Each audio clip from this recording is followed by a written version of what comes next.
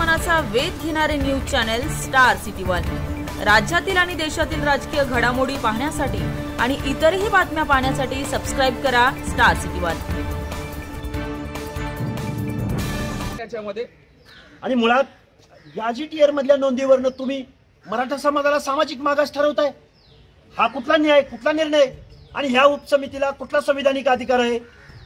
त्यामुळं हा GR संविधान विरोधी आहे, बेकायदा आहे, वेगवेगळ्या न्यायालयांच्या निर्णयाचं उल्लंघन करणार आहे, कोर्ट ऑफ कंटेम्प्ट आहे हा, आणि ओबीसीच्या आरक्षणाची झोपडी उद्ध्वस्त करणारा हा GR आहे। पण हे जर गॅझेट लागू झालं तर या सगळ्या लोकांना कसं ओबीसी प्रमाणपत्र कसं मिळणार आहे किंवा कसं मी पूर्वी प्रमाणपत्र कसं मिळू शकते? मुळामध्ये गॅझेट याला हे माझ्याकडे गॅझेट आहे। या गॅझेट मध्ये भौगोलिक परिस्थिती असते, तिथं पीक पाणी कसं आहे, तिथं सिंचनाच्या व्यवस्था कशा आहेत, कोणती माणसं राहतात, कोणत्या धर्माची राहतात आणि कोणत्या जातीचं, याचे फक्त स्टॅटिस्टिक्स असतात। या गॅझेट मध्ये कुणाची आडनावं किंवा कुणाची माणसांची नावं कुठल्या नोंदी नसतात।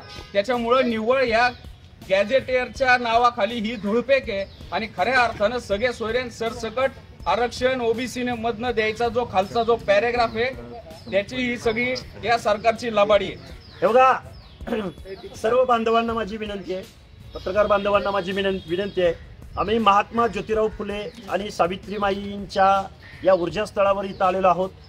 या महाराष्ट्रातल्या राजकारण्यांनी ज्या महात्मा ज्योतिराव फुले, राजर्षी शाहू राजा आणि डॉक्टर बाबासाहेब आंबेडकर या महामानवांचं नाव घेऊन